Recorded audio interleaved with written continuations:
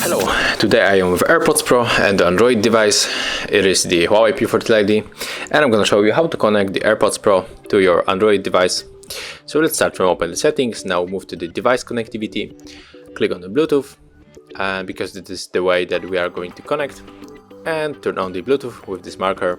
And right now we have to open our charging case of AirPods Pro and wait until the Huawei find the AirPods.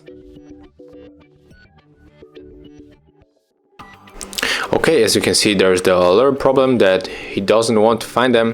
So right now we have to flip our case and click and hold this button on the back of the charging case. So click hold until it's blinking on the white color. Okay, right now. So refresh here with sliding your finger.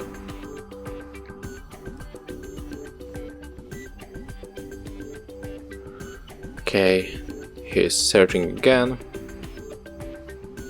And here we are with AirPods Pro.